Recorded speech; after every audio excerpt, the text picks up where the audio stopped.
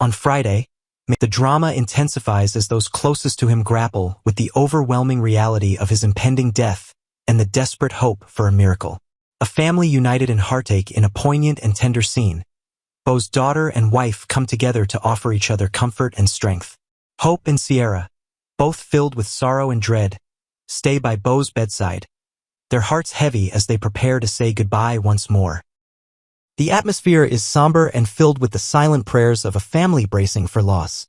The weight of the moment is made even more profound by the arrival of a priest who comes to perform the last rites, a sacred ritual traditionally given to those nearing the end of their lives.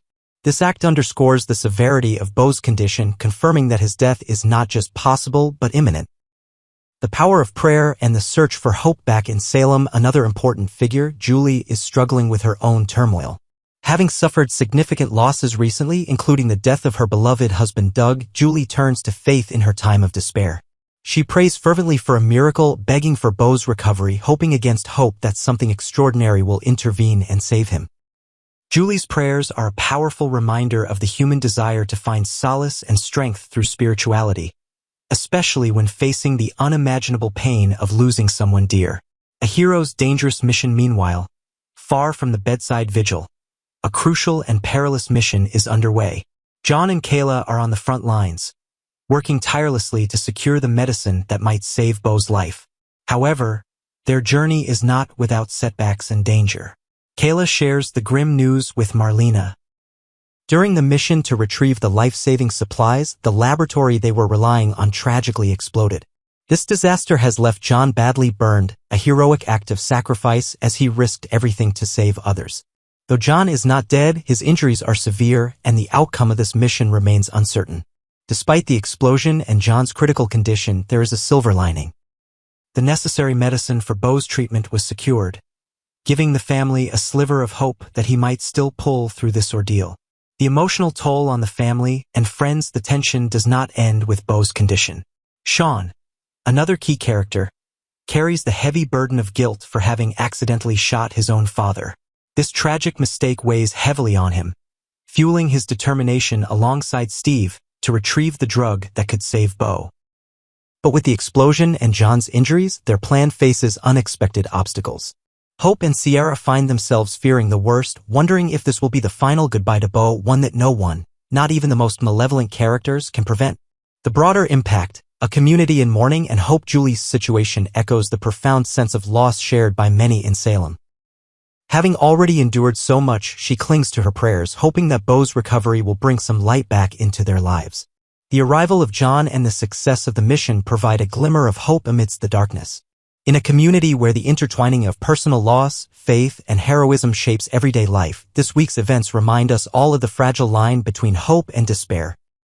The characters' struggles resonate with anyone who has faced difficult times, offering a story of courage, love, and the relentless fight against fate.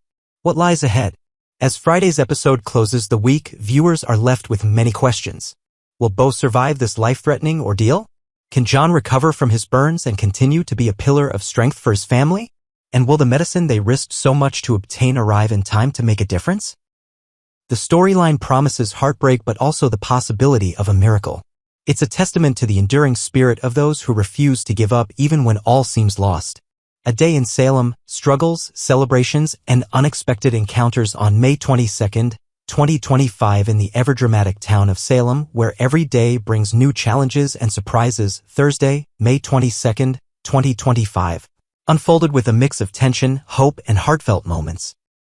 Let's take a closer look at the day's events and the characters navigating their complex lives, touching on themes of redemption, family bonds, and personal growth. Doug's journey from debt and doubt to determination. Doug found himself at work this Thursday, facing a situation all too familiar. He was under pressure from some tough men to pay off a debt he owed. These were not just any creditors, they were thugs, the kind of people who didn't take kindly to being ignored or delayed. As he tried to reassure them that he would come up with the money soon, something unexpected happened. Holly burst into the room, her youthful energy filling the space. She was there to study for her GED, the high school equivalency exam, and she saw something in Doug, a man caught in a difficult place but not without hope. Doug, however, was doubtful. He wondered if it was too late for him to take the GED, if he was past the point of changing his path. Holly wouldn't hear of it. With determination, she assured him she could help. After Doug finished his shift, they sat down together ready to begin this new chapter. To ease into it, they decided to start with poetry, a gentler way to engage the mind and heart. Doug admitted he was a fan of realism, preferring straightforwardness over flowery language. But when he quoted a line from Ralph Waldo Emerson, "Your heart must learn to be alone if it can't be with the one it loves," the mood shifted. It was a moment of vulnerability, a glimpse into Doug's own loneliness and regrets. Their study session paused briefly, and Holly asked about Doug's new job. He responded that it was going well enough, but there was tension. He had met Julie, and their relationship was strained. Doug was determined to get back a necklace that belonged to Julie, hoping it might mend things. Holly thought that returning the necklace might win Julie over, but Doug was less optimistic. He confessed to betraying Julie's trust and using her, and wasn't sure if things could be fixed that easily. Trying to find support, Doug said he might talk to Melinda, but Holly suggested seeking help from a different source. Tate's grandfather, John. John was a private investigator known for his wisdom and resourcefulness. Holly mentioned John was heading home that night, making it a good time to ask for help. Doug agreed this might be a good idea and decided to call it a night, promising to check out some leads while Holly continued her studies for her finals. A quiet birthday amidst turmoil. Marlena, Gabby, and Ariana. Meanwhile, in the Hernandez household, a more intimate and emotional scene was unfolding. Marlena had come to celebrate Ariana's birthday with Gabby and her daughter. It was a small gathering, just the three of them. Javi, Ariana's father, was upset because he and Rafe had to be out of town on FBI business. The absence of family members added a layer of sadness to the occasion. Despite the tension, they blew out the birthday candles and enjoyed the cake right away. Marlena was visibly upset that Will and Sunny couldn't be there. They had originally planned a party at home, but circumstances had changed those plans. Ariana, showing maturity beyond her years, quickly reassured everyone that she just missed her mother, nothing more. Marlena shared that she had convinced Ariana's father to allow her to be with her mother for the birthday with the understanding that she would fly home in time for graduation. However, this is when Ariana dropped a surprising revelation: she was not going to graduate this year. Gabby, understandably panicked, asked why, but Ariana explained that she had completed all the requirements, she just didn't want to participate in the graduation ceremony itself. To her, it was all show, something she wanted to avoid. To lighten the mood and shift Gabby's attention, Ariana flattered her mother, and it worked. She then revealed her plans to stay over the summer, a decision that excited Gabby but also raised questions in Marlena's mind. She sensed something was not quite right, but didn't press the issue. After the gift-giving, Marlena said her goodbyes and headed home before John arrived. Ariana, pretending to be tired, told Gabby she was going to bed early, even though Gabby wanted to spend more time with her. The good night was warm but held an undercurrent of something unspoken. A midnight meeting. Ariana and Doug crossed paths. What happened next added an unexpected twist to the evening. Gabby went upstairs to check on Ariana, only to find her room empty. Ariana had quietly slipped out, making her way to the small bar, a local haunt where people often come to unwind and sometimes cross paths with others facing their own struggles. There, Ariana ran into Doug.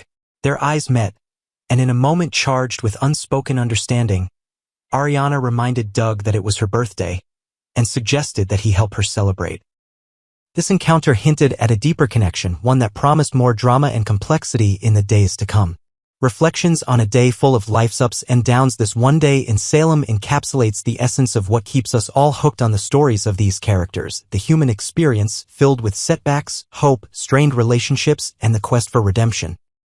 Doug's willingness to try again, Holly's unwavering support, Ariana's struggle with expectations, and the intricate web of family dynamics all paint a vivid picture of life's challenges and the strength it takes to face them.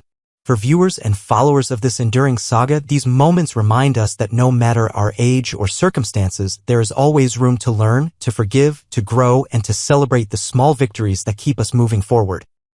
Whether it's a GED study session, a quiet birthday gathering, or a chance meeting in a local bar, every interaction shapes the path ahead in ways both surprising and profound.